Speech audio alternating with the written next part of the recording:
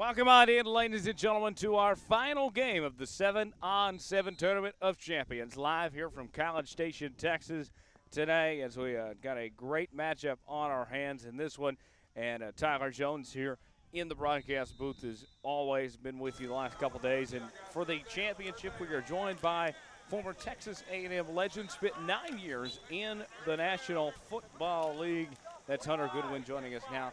Hunter, it's good to have you with us, and good to be in your town and College Station here for this weekend. T. Jones, great to be here on this wonderful Colorado feeling day. Ha ha. Yeah, yeah, that's a good one there, Hunter. The weather has been a factor for sure. I mean, we started out this morning. I was talking about this in the last broadcast. 75 degrees when our first game started at 8 a.m. this morning. Right now it's about 98 or 99 out here. What a big change since we started today. It is, but I mean, this is Texas football. This is a great way to get conditioned. The only way to get ready for football is you've got to come out here and play in this heat, because as you know, it'll last all the way up until late September, sometimes October. So the best way to get used to it is get out here and play. Yeah, the matchup we have right now, Lake Travis in action. We've seen a lot of them today.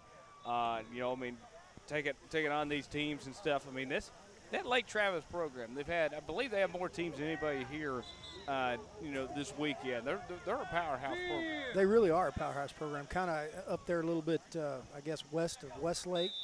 And they've really done a fantastic job, and not just in football. I mean, they really have built a culture of winning in the community. There's a former Fighting Texas Aggie that's their volleyball coach now, and she's done a fantastic job. I believe, if I'm not incorrect, won a state championship up there as well in the last couple of years. So just a winning culture in that community. Yeah, they've done a great job here. So right now, get on the doorstep of scoring here. Takes a snap. And a short gain there. So Hunter, go ahead. T. Jonesy, isn't the rules on this is they got, 4 seconds, correct, to get the ball off? Gotcha. Yes. Yeah, it's really good for those quarterbacks to teach them to give their linemen a break. I'm telling you, man, I'm glad I'm not a lineman out here. But, we were talking, me and Gerard were talking earlier, I think the one thing they should consider implementing is putting cones out there to at least mark the box of where you would normally have linemen, just to keep these alignments honest. Yeah. Some of these guys are lining up in the A-gap and then running a stretch play right down the middle. Yeah. Kind of unfair when it comes to angles. Yes, that is a very true. Got the PAT attempt. Nice ball. And it's good. It's good. Good job. We have this 1 yard PAT, gets you 1 point, then further out gets you 2. National Football League's talking about getting rid of the field goal. I like this as a possible alternative. Yeah, it's unique. I mean, it's different. I don't know if I'm in favor of getting rid of the traditional field goal, but that's a whole nother debate. I think if they move forward with that decision, this is an interesting and unique option for sure. Here we go. They will set up shop on the other side here. Back to pass. There we go. 4 seconds. We got second down, guys. Second down. Now, is it usual, T. Jones? I don't know enough about this, but do most of these kids play both ways, or they bring in a totally separate group? Yes, they play both ways. So a lot of guys, play both offense and defense. Yes, yes. That's the one thing I think that's so advantageous about 7-on-7, as far as just getting all these different guys to touch the ball, because even as a defender, cornerback, linebacker, to have good hands and be able to touch the ball and make plays with your hands is important. Ooh, great catch by number 3. And there's a flag on the play. Definitely a little PI action. Yeah. But a great possession by number 3. Good concentration. Good stuff there. So, Hunter, tell me about your time at Texas A&M. You played under R.C. Slocum, the legendary coach. You had some fantastic years over there. We won a lot of football games. I was part of a class that was a winningest senior class. I think we won 41 games at home. Just was a great run at A&M, a lot of fun. I grew up in a household where my dad played football for University of Texas, TU as we like to call them. And, it just wasn't a good fit for me personally. But nice score there to number 7. But I love my time here at A&M. And an interesting statistic, I thought, I was looking at Dave Campbell's magazine, and there were 24 kids in the 2014 NFL draft that were drafted that played Texas high school football. And of that group, only 12 of them actually played collegiate football in the state of Texas. So I think the message and takeaway that I have for these kids and their parents as they're listening is if we got to do a better job of keeping these kids in the state of Texas. Yeah, there's a certain team up north that has been winning the Big 12 almost every year, and they feed themselves off of Texas players. Oklahoma State as well. And I'm going to get killed for saying this, but I'm known for my mouth getting me in trouble. One of the things, I've never met a colleague of mine that played in the league that now is in the shape I'm in, that they're old and they're washed up and they're retired, and that played here in the state of Texas and doesn't regret that. Because what I mean by that is what you don't think about when you're 17, 18 years old is your career after, if you're lucky enough to play. Think about the statistic of 24 kids out of all the high school players going to the league. That's a very minute number. Yeah. But then even if you play collegiate football and that's as far as you go, the opportunities for you exist in the community where you play, in the state where you played.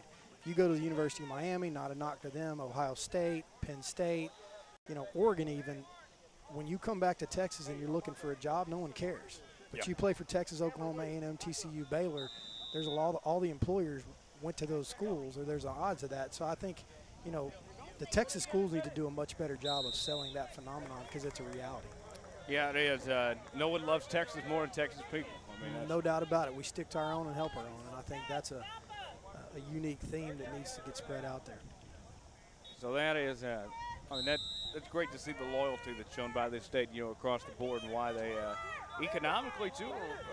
You could argue the best state, not to get in politics or anything, but just economic-wise, you talked about the loyalty. They're one of the best states in the country economically. Well, T-John, no doubt about it. I mean, it's not a matter of politics or personal innuendo. It's just a matter of statistics and fact. Yeah. I mean, right now, this is a state with all the jobs. That's why people are moving here by the thousands. So it's a state with all the jobs. It's a state with economic growth and prosperity.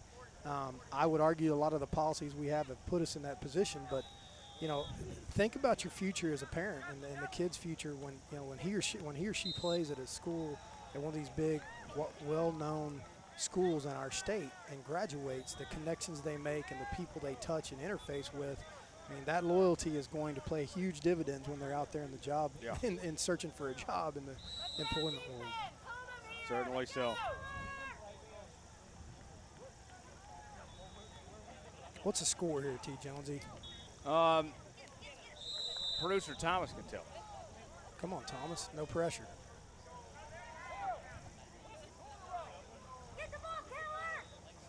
Travis and Keller. All right. We're coming with the score here. What's our score, Coach? Give me a score. We're coming with the score here. I'm running my mouth, so I'll take blame here for it. I'll give Jonesy's a hall pass. Was that complete or incomplete? They're going to rule that. Incomplete, I think, Yeah. So Keller, TJ, that's right up there kind of in the Fort Worth area, correct? Yeah. Here we go. Going for the extra point. Trying to add to their lead here. So 13-7 Lake Travis. So, yeah, we got two DFW area schools here. There we go. It's interesting rivalry, the DFW schools and the Houston schools that carries all the way from the high school sports all the way to even pro sports. Oh, yeah. I mean, I think a lot of these rivalries that you start in high school, they play out big time when you go to collegiate sports and they continue. I know when I was in the NFL locker room all those years, you got ribbed or rewarded if based upon how your college team played. So yeah, definitely true. So does that make us 14 all? Or no, that'd make us 14-7 Lake Travis. Is that correct? Yes. So we're up 14-7 over Keller. Nice ball. Oh, drops. So Hunter, what are you up to these days? Second down. I'm up to a ton of stuff. I've got a commercial real estate company here. We've got about 400 employees called Oldham Goodwin. Real heavy into the multifamily and hospitality management business. Okay. And then I've also got a website here that covers A&M athletics called texags.com. So we do a lot of coverage. Billy Lucci's our kind of right-hand man that does all that, so we're pretty busy. So you're all over the place. Real estate, covering Texas A&M. Do you ever get a day off? I never get a day off. I'm always trying to. There we go. Number 2 came back with a nice catch after the drop. This is a great event. I currently serve as a chairman of the Convention Visitors Bureau here, and this was an event that we really wanted to get back here to Bryan College Station, and it's a huge economic impact. An event we really enjoy hosting and having here in our backyard. These are 2 brand new fields that we built, these all sports turf fields, just for this event, and we're really wanting to make additional improvements to improve the quality of the facility to host these teams in the future. So we're very appreciative of them coming here to our community. Well, you guys had a great turnout for this. Thank you. I think so. Yeah. I mean, I was out here yesterday, and it looked, absolutely packed. So we feel like, the thing that is so advantageous for us is our geographic neutrality. We're almost equidistant from all your major MSAs in Texas, DFW, Austin, Houston, San Antonio. And so when you're doing these sports tournaments that have a regional draw, that's a big selling point for us, is you're not making it punitive on any one group. Yes. Kind of everybody's having to drive an equal distance to come attend the event. And with Veterans Park here, I think we're up to 22 different fields now, TJ. It's a unique asset for the community, and one we're going to continue to invest dollars in to improve. So tell me this, as a College Station guy and A&M guy, what do you think about the renovations over at Kyle Field? I tell you what, I am extremely excited. It's been, I live real close to campus, and so I've been able to wake up every morning and visibly watch that behemoth continue to grow. I think it's only about 3 or 4 feet from the moon, but it's a great facility. It's going to be a $500 million facility when it's all said and done. They just put up the largest and completed, I think, Saturday, the largest scoreboard in collegiate football. Largest video screen, yeah. Yeah, anywhere in the world, I guess you could say, and it's a behemoth. It's a monster. It looks like not quite Jerry World size, but it's pretty freaking close. Yeah. And it's going to be a lot of fun. I mean, we're going to be, I think, 109,000 capacity in the 2014 season, and then that'll drop down to about 102.5 in 2015 when we renovate the west side. But really an exciting time to be an Aggie fan, exciting time to be an Aggie, and big commitment and investment in the stadium. Yeah, they'll have the largest video screen college football for a couple years. Then Oklahoma announced they're expanding. They'll have the largest, and then I'm sure somebody will pass them up too. So I mean, great times for Texas A&M, and the last couple of years they've risen back to prominence. Kevin Sumlin has taken them close to the level you guys were at one. Oh, I think Kevin's done an amazing job. I mean, he's just brought back a great exuberance and excitement, and when we made the transition to the SEC, I think everybody, including probably a large percentage of A&M fans, did not think we would go in and have that immediate success that we did and win 11 games in our first season and beat the pants out of OU in the Cotton Bowl. And Alabama. And Alabama, yeah, at home in Tuscaloosa. So it was a great year. I think there was a lot of really seasoned, good senior level players that were on that team. Not to take anything away from the job Coach Sumlin's done, but it has been a great 2-year run. Who would have thought we had, Johnny Manziel on our roster, quietly just waiting there to do what he did. And it's been a lot of fun as an Aggie fan, as a former player, to see us, this resurgence, and to see us playing the kind of football that we used to play here for that, about 2 decades. I was talking to Rod about this. There's the one thing that's really holding, offensively for Texas A&M, even back when, when they had Sherman there, is they've been solid on picking their quarterbacks from Stephen McGee, to Gerard Johnson, Ryan Tannehill, Johnny Manziel recently. Just that line of quarterbacks. When you got consistency from the quarterback position, you're destined to win some games. I think, not to be critical of Texas, but I think one of the things that they struggled with so much was the exact opposite of that theory. They've really struggled at the quarterback position, and in this day and age, you can't, be it SEC football, Big 12 football, Pac-12 football, it doesn't matter. You've got to have a trigger man that, in your respective offense, that can execute and not turn the ball over and think and be cerebral and put yourself in good position to win. And you know, you're right. We've had a good run of quarterbacks, and I think that's the biggest question mark going into this 2014 football season for Texas A&M is who's going to rise up and fill that role, because there's some really big shoes to fill. I mean, you've got 2 first-round quarterbacks that you're the successor of. So it's going to be a challenge. A couple good guys on the roster, though. Kenny Hill, who you guys are familiar with up in the DFW area. And we got Kyle Allen out of Arizona. And so it should be a competitive battle going into the fall.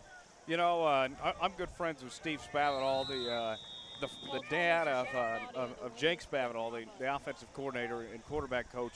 And his resume, the quarterbacks he's worked with even before A&M, I think A&M fans should feel fine, with knowing that Jake and company is going to pick out a good quarterback. He's done a great job since he came along. Yeah, Coach Spav, he's from that tree with Dana Holgerson out of West Virginia. Coach Geno Smith came here and really, I think picked up right where the coach that went to Tech left off. Kingsbury Cliff. And so he's done a great job with John. He's got a heck of a resume. He's built some phenomenal quarterbacks, and he's got some really good talent there to work with. So hopefully he can mold this one up and get us back productive at that position. Yeah, I think Jake's going to be a good head coach one day when he gets his opportunity. No doubt about it. No doubt about it. So we're still at 14-7. Looks like we got the 1 yard line. Lake Travis is driving.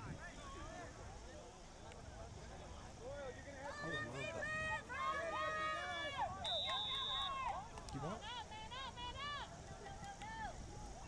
Oh, dude, he make that catch. Yeah, he did. That's a touchdown. Boy, yeah, what a catch in the corner. One-handed.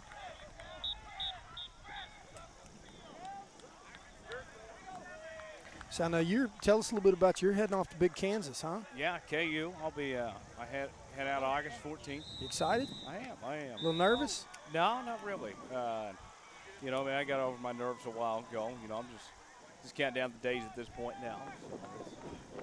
It's gonna be good. Gerard told me, he said, man, when this guy opens his mouth, he's got the voice for radio, and you do. You've lived up to the billing. Well, thank you. You're a natural. The conversion is good. 21-7. Lake Travis building a little lead here, boys. Keller needs to respond. Gonna have to kick him in the pants. Come on, Keller. Offense is so huge in this. When you don't score on one of your possessions you have, I mean, that is such a huge mistake because it's so hard to stop these guys in this 7-on-7. It kills you. Yeah, it's definitely it's kind of the opposite. Before I walked up here, I was watching the World Cup where it's where it's set up to be very defensive versus offensive. But you're right. I think every possession is precious, and you gotta do your best. Ooh, good catch. Ooh, good run. Yeah, if sure somebody could update us what's going on there. Last I checked, it was 0-0 still. Yeah, it was a battle, Argentina and Germany, but they, I don't know what the temperatures are in Brazil, but I can't imagine it's anything short of balmy and hot. I thought this is their winter, actually. Is it? You're right. I wonder what the temperatures are there. I bet it's nice. The guys look like they were sweating down there quite a bit. Yeah. I know these poor kids are out here dying. They got wet towels everywhere I'm looking. I mean, I'm sitting under a canopy, you and I here, and I'm dying. At least there's a breeze. Yes. I was surprised. There's a nice breeze. It's just what it's blowing is really hot. Yeah, no joke. Downstream of a jet, that's what it feels like. All right, Keller, come on. You need to do something with this possession. Goes back to pass. Trying to find a man. Down the middle, intercepted. Great defense by 56. The big fella with the pick that time. Jeffrey Gibbs. Good play by Gibbs. Yeah. Right in the middle of the field, good awareness. Looked like he had dropped into some kind of a zone coverage. That's going to hurt Keller, like you said. That's another valuable possession with no score. And if Lake Travis can score here before the half, ooh, it's going to be tough. By 3 possessions, it's going to be tough to come back. Tough to come back, yep. We have only seen, of the games we've covered here, one game where a team came back from being behind 2 possessions. Are you serious? Yes. Wow. I shouldn't be surprised by that.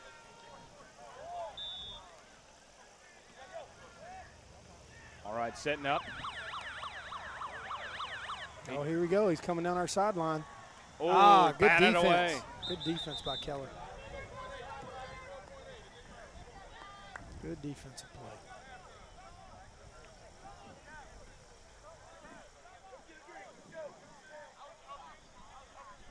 Is this a half? I believe so. This is halftime. So right now at the break, 21-7. 21-7. That's a good performance from Lake Travis. They're showing up on all sides of football for sure. So we talked about your college days and stuff. I got to ask you now about playing in the National Football League. So you move on from A&M. Tell us about going to the Vikings from there. You know, great experience. I love Minnesota. Spent a bunch of years there. Had to be a big change weather-wise. Big change weather-wise, but, you know, love the franchise, love the organization. First couple of years there, I played for Denny. First 3 years there, I played for Denny Green. Loved him as a head coach. Was he who you thought he was? I knew you were going there. Nice. He was who you thought he was. He was exactly – Denny was one of the fairest coaches I've ever played for. Great organizer, really good coach, exceptional at developing talent. He had a lot of guys that he would put on practice squad and develop into not only just contributing players but Pro Bowl type players. We had a linebacker named Eddie McDaniel that I believe came from Syracuse, and he was just started out on the practice squad, kind of an undersized guy, and then made a couple Pro Bowls at will linebacker. And Denny was a phenomenal coach, and it was really a good experience for me because we had a very veteran football team when I got there. Everybody was up there in age. They were in their 30s, and here I was, this punk kid coming out of college. So it really forced me to grow up and understand what it was like to be a pro, and understand it's a job. And, you know, you're not there on scholarship. You're there getting paid. You better get your mind right and figure it out quick, or you're pretty disposable. Gerard, nice try in the sneaky video bomb there. Yeah, when you're 6'8", Gerard, it doesn't help you sneaking up on us. So spent some good years there, and playing for Denny Green and company, and the players you played with. Future Hall of Famer Randy Moss, Dante Culpepper, Randall McDaniel, Chris Carter. Chris Carter. Yeah, I had phenomenal leadership in the locker room. Great players. I always say you could have picked your cousin or girlfriend or wife or anyone that could have probably done what we did offensively, just because we had so much talent. We had, our 5 offensive line, I think 4 made the Pro Bowl that year. Great running backs in Robert Smith and Leroy Horde, and third guy was Mo Williams from Kentucky. Great trio of receivers, and Jake Reed, Chris Carter, Randy Moss. Phenomenal tight end and Hunter Goodwin, and we had another guy named Andrew Glover. He had a lot of size. We were physical, could run the ball, and our offense was pretty simple. We'd line up, and if you were going to play us in cover 2 and try to keep those safeties at depth, we're going to run the ball until you brought one of them down to help stop the run. And then the minute you did that, we either had Jake Reed or Chris Carter or Randy Moss one-on-one, and we'd pick you apart throwing the ball. So it was really it was a very simple attack, but what made it work was we had no weaknesses in our offensive production. And we actually set the NFL scoring record there in '98 and ended up losing the NFC Championship game against Atlanta. But it was a great run. I loved it. Loved the Vikings. A great organization. So you played with some other teams as well. Tell them about that. Yeah, it was with Miami for Coach Johnson, Jimmy, an old Dallas guy. He brought me down to Miami Dolphins in '99, and only played for him for 1 year. It was Dan Marino's last year, and then Jimmy's last year, and then I had Wanstead for the next 2. But we won. I think the worst year we had there in my 3-year run was 10 wins. Made the playoffs every year. So it was a good run, and then I went back to Minnesota and then finished my last year with Atlanta. So it was a good run. Now, in Miami, did you ever get used to the Dolphin chant, the little song they sing? Did you ever get used to it? It's a little different. Yeah, to say the least. Yeah, a little different. I loved, as an opponent, my favorite places to play, not that you asked this question, but I'm going to volunteer it. I love going to Oakland. Really? Just because it was such a Oakland and Green Bay. Love Lambeau. Love Kansas City. Kansas City was a great. just a really. Those 3 jump out at me as probably the most similar to a collegiate environment. Yeah. Where the fans are just. They're there not to be seen, but to actually cheer, and to really get involved in the game, really support the game. And so it was really a lot of fun to go to those types of environments where it was all about. Just truly being a fan of the game. Yeah. And you could feel that vibe and feel that culture. It's rowdy, nasty. Yeah. You walk out at Oakland and they'd see your name on the back of your jersey and talk about your parents and talk about say everything horrible thing you can imagine, and that to me was fun. Yeah. It got you up to play. What about when you came back to the state of Texas, take on teams like the Cowboys and Texans? Did you feel like you had something to prove and wanted to win a little bit more? I'm sure you had a lot of family come to those games too. Yeah, I was fortunate to play the Cowboys a bunch. We played them in the playoff games and spanked the pants off of them. Played them in Dallas. I think I'm right in saying this. I don't think I ever lost to the Cowboys, home or away, and that was a lot of fun. I mean, of course, when you're a Texas kid and you're playing here at home and your family's here, or you're just playing them. I mean, to me, once again, I'm not going to win fans by saying this, but they're an easy team to hate, and so it was a lot of fun to beat the pants off of them. Second half underway now. Keller with the football first. And I don't hate the Cowboys, by the way. I'm a Steeler fan, so I don't think we're making any friends here. Yeah, we're not. Yeah. I really would like. They need to get back to Cowboy football because it's been a long time since they've been very productive. So hopefully we can get them turned in the right direction at some point. State of Texas needs that. Texans kind of struggled a little bit this year. Well, a lot. So I'm hoping one of those two franchises can kind of get our state back on the map. So Lake Travis will take over now. Quarterback. Double pump. Ooh, good catch. Solid gain. First down.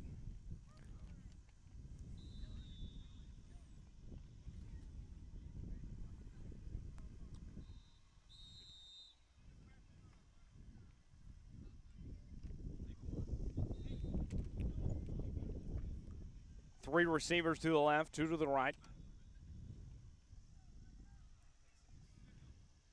Quarterback takes the snap, steps into his throw, and completes the pass. The catch that time by Jaden Hutchins. Is there any rule, TJ, on the time of between getting the ball set and running the next play? Like how fast how up tempo can you go?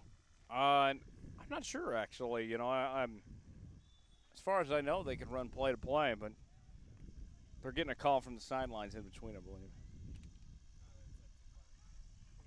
25 seconds? Okay, there we go. We got verification. The man, Mr. Johnson behind us. There we go. Thanks, JJ, the rule man.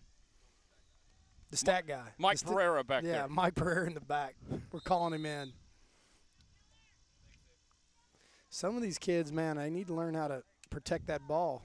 It looks fancy holding that thing out there when you're – This is the one. I love 7-on-7, so my comment has nothing to do with that, with the fact that I'm diminishing it because I love it. I think it's been a huge contributor to the success of just the passing game and football overall in our state. But, your ball control stuff, like once you get the ball in possession, holding on to it, not trying to be tricky with it, it's a whole different thing this game when you start putting on those pads and those helmets.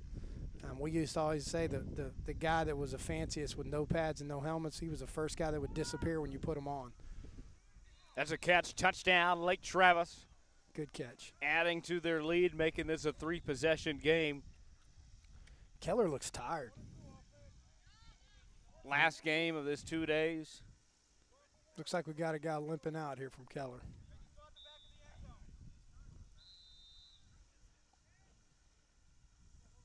And he makes it on his own power. 25.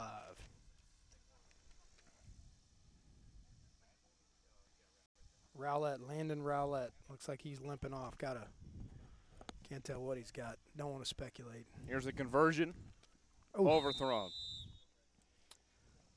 So Lake Travis takes a 27-7 lead here in the second half. It's looking bleak, my friend.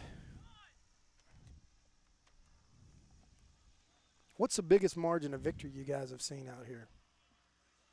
Has there been some pretty significant ones? I think we had a game that was over 40 points. Wow. At one point. We had it's a lot of scoring. Yeah. Let's see. Who was Producer Thomas can tell me that he's getting a lot of shout-outs today, Oh, good move. Look at this little kid. Nice move on Producer Thomas on the ones and twos today. Cameron Jones. The orange team. Who was it? The powerhouse. Midlothian? No. They played Midlothian. Elodie. Yes, Lodi at one point. Or Lido. Lido. That's who it was. At one point they had a game they won. Y'all are killing me, boys. Come on. Are you from Texas? No. You got communists up here from Oklahoma or something? We're from Tulsa. Oh, you're killing me. I knew something was wrong. That's the only problem with him. JJ said what is. Hopefully they'll beat that out of you when you're in Lawrence. Every Oklahoman's going to write me a bad letter. I love Oklahoma. I'm just messing with you. I've been a lifelong OU fan too, so if that hurts a bit. Wow. At least I didn't say, Hey, I love Stoops. Stoops he's a ball coach, man. What's not to love, That boy can win. He trained up someone for you guys. He did, and no doubt about it. No doubt about it. Trained up someone to beat him in the Cotton Bowl. He did he's done a heck of a job at OU for a lot of years. And it went into that program that I think John Blake was there as a predecessor, and they were just atrocious. And he came in, changed the culture there, and started winning immediately. I mean, he's won a lot of 10, 11, 12-game seasons and since he's been at OU, he's done a phenomenal job. And the guy over the road in Stillwater. I mean, Mike Gundy. Gundy's kind of an unsung hero. I mean, he's done a phenomenal job here of late. Throw in the corner of the end zone. Incomplete. 3rd and goal. It's so much different, 11-man football. If you're inside the goal line, it's pound the rock for most teams. Here it's, the chances for an interception are real high than at other parts of the field. They really are. Yeah, I mean, this really condenses down the field, shortens it, makes it a lot easier on the defender to kind of box everybody in and drop those backers back into a zone. 3 receivers to the left. Instead, he's going to go in. Touchdown. There we go. Keller coming alive, finally. No score. 4th and goal on the 1. Wow, on like the 2-inch line. Come on, Keller needs this something awful. Yeah. Did he? Looks like we're kind of having a little change here, putting number 1 in, bringing in the beef. Armando Fitz. Goal line fade here. That's what they think. Oh, and he catches it. Good catch. Touchdown, Keller. To the kid. Is that Armando? I think it is. Number 1. Good job. Good sub by the coach bringing him in. Good catch off a tip pass. And he got some TV time out of it. I like it. Here we go. Get your guys set. We're going for. Armando's going to be a household name after today. I'm telling you, Coach, he's big time. Uh-oh. Good catch. It's good. Nice conversion. All right, 27-14. Keller's back in this thing, boys. Just when we counted them out, they're coming alive. We got Big Boy over here. He's tired. Look at him. He's panting. Looks like a gazelle in Africa with a herd of cheetahs chasing him. He's a huffing and puffing.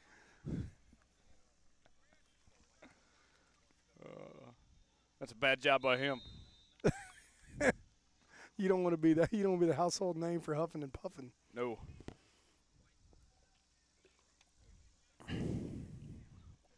Come on, Keller. Create a turnover. Make this thing close. We got a little bit of a game. Yeah. Not a runaway. 27-14. Lake Travis. All right, Lake Travis with the ball now. Wide open. Look at this guy. Wide open. I was going to say, let it go. He threw it too late. Way too late. If he'd have read that, he had the guy right there wide open. Could have been a touchdown.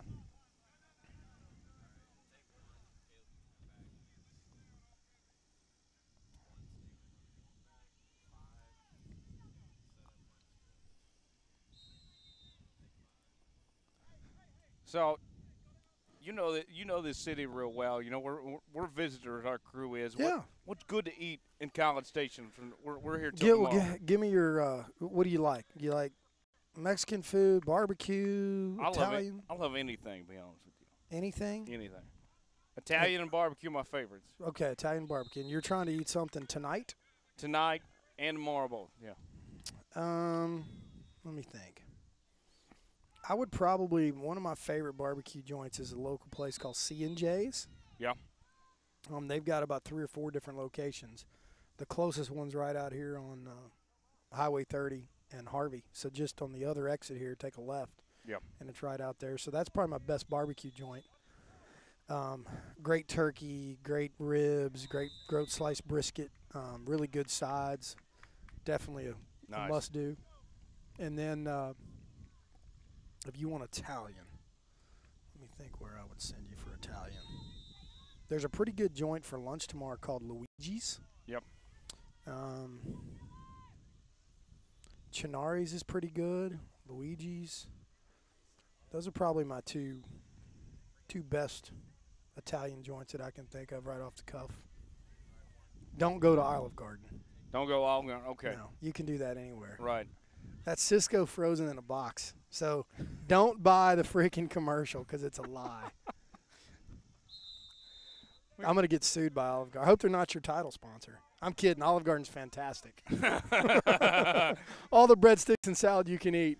If y'all will sponsor us, we'll talk good about you all day long. We went to Buffalo Wild Wings last night. Yeah, BW3s, they're not bad. It's a good sports bar. Their wings aren't the better wings here in town are Wings and More. Wings and More, okay. Wings and More, good wings. First and goal coming up here. See, when you guys come from when big city folks visit, they've got to do like you're doing. You got to ask for the local favor, the local flavor, the local flair. You can't just go to the chains. Right. That always kills me. People drive here from Dallas and they'll go to like Saltgrass or BW3s. You're killing me, Smalls. We didn't get dinner last night until about 10:30. By the time we got out here and checked the hotels, we had to be safe. Go be. You had to be safe. Yeah, that's a good point. Did Lake Travis just score again? Yeah. All right, guys. Come on, Keller. Where's your defense? So we are now 33-14. Ouch. Like you said, man, these possessions are precious. Precious, precious, precious.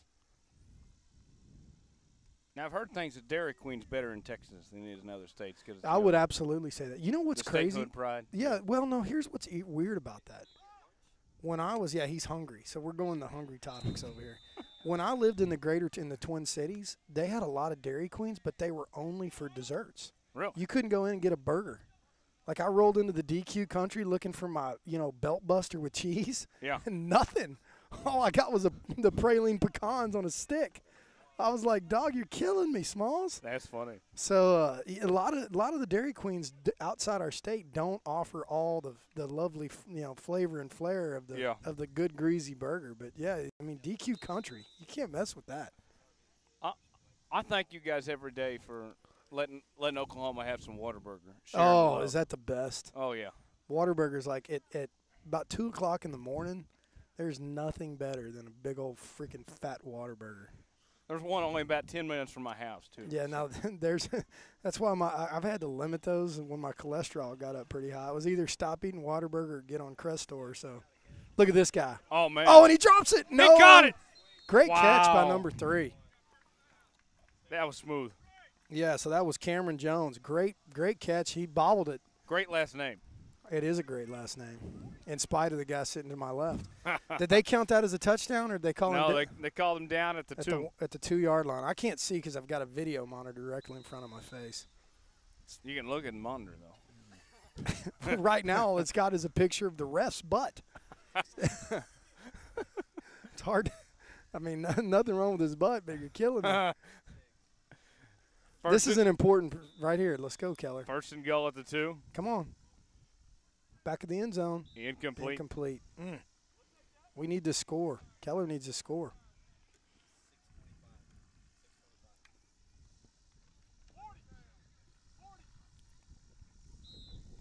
Yeah, the Whataburger is a greatest invention. Yeah. Great. Don't ever do the patty melt though. That thing's like crack. You eat a patty melt and you're done. You'll start foaming at the mouth for them. I love the double cheeseburger. Oh, it's so excellent. No, number 3 again, Cameron Jones. He's killing them. It's that last name effect. It's a last name. Ever since he knew y'all were related, he definitely tans better than you do, TJ. Yeah, he does. Another great play by Jones. He's a speedy little guy. That guy's all over the place. At like least a scat back. At least after this weekend, I look Native American again. I mean, you back to my some. roots. I like this. A little stack, see? A little. Right here, 3. That's good catch in the end zone. Back corner. Nice play. Good job on number 7. Dylan Smith. Good catch by Smith in the back corner of the end zone. Smitty and Jones. That's a tag team duo right there, 7 and 3. They're ballers. They've got Keller back in this thing. 34-21. It's not totally out of control. 5 minutes. 5 minutes to go. Get a couple turnovers. Yeah, we need a turnover on this possession. I keep saying we in the first person like I'm from Keller. I'm not. So I just want a close game. And you're not from Lake Travis? I'm not from Lake Travis. I like Lake Travis. I'm truly agnostic on this deal. I'm Switzerland. You're Switzerland.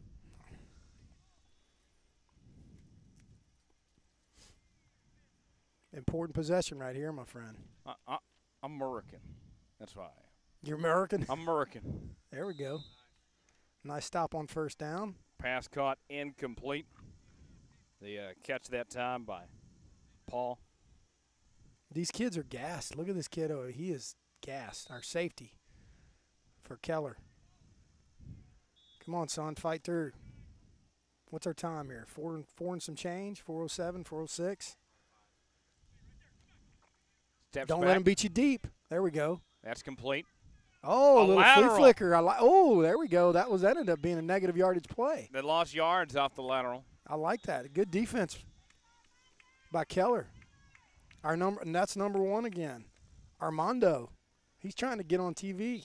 As a lifelong OU fan, laterals bring back bad memories. Those are either going to be – everybody's going to remember your name one way or the other because it's a horrific deal or you're the winner champion of the game. Winner of the 2007 Fiesta Bowl. I know. Boise State. Ooh, good defense. Did they call that incomplete? There we go. A little incomplete pass. That was a huge stand. Is that it? That was balls turned over to Keller. That was a big defensive stop by them. They're excited about that. They got the hippie-jibbies going. They need to be excited about that. That was huge. I mean, they stood up, found their backbone, and big defensive play when they had to have it. Now they go score on this possession, boys. We're going to have a ball game. 34-28, it could be. Especially if they can score quick. They got plenty of time on the clock. If they convert their conversions, maybe we don't only have to go to overtime and Keller can come back. There we go, incomplete. Oh, and a little shoulder. Oh, they want him out. Mama's mad. Look. If Mama ain't happy, no one's happy. Mama's hot. She wants somebody kicked out of the game. I like it.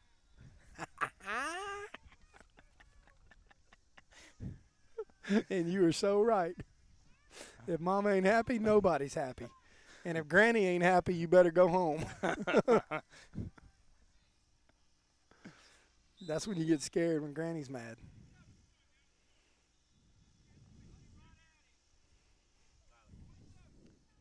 So here we go. Come on, Keller, number 3. Passes it. That's caught.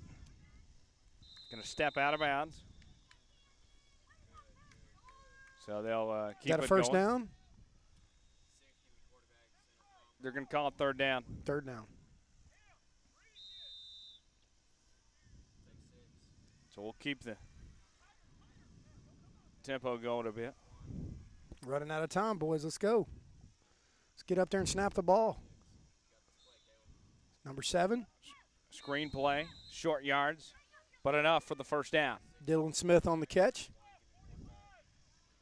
So they'll reset.